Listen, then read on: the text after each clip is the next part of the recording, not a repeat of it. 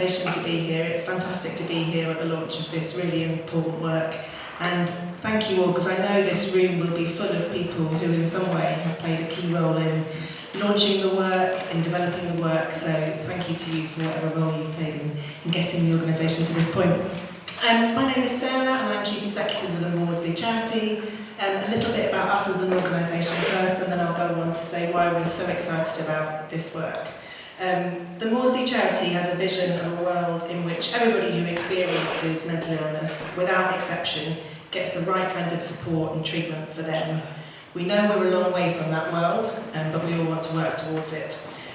What do we do? As an organisation, we fund ideas and solutions and work in partnership to fund innovations and services that will help people with mental illness. Primarily, we work in South London. We are rooted in the 4 boroughs that the Maudsley NHS Trust supports and serves in, so Croydon, Lewisham, Lambeth and Southwark.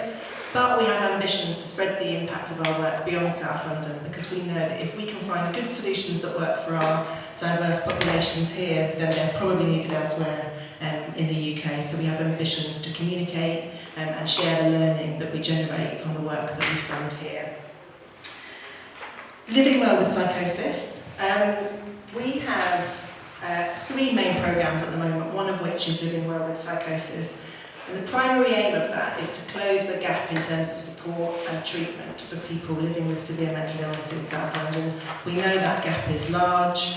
NHS services can't fill all of it. We know there's a key role for voluntary and community sector organisations providing the non-clinical aspects, the things that we know are needed to help keep people well and living good lives.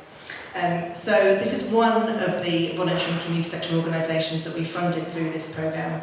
And what unites them is that they're all trusted, established organisations that respond well to the needs of the community. They're certainly not providing a one-size-fits-all support.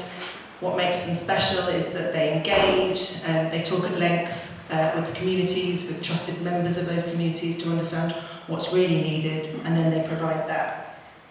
The aim of the funding that we've provided is to give these really valuable organisations a bit of headroom, a bit of space to think, take stock and plan for the future, because we know that organisations like this one have a lot of demand coming at them, more demand than they can possibly meet, and so we're funding these organisations to provide a bit of that headspace and hopefully a bit of that stability so that they can plan for what they need to deliver now and into the future.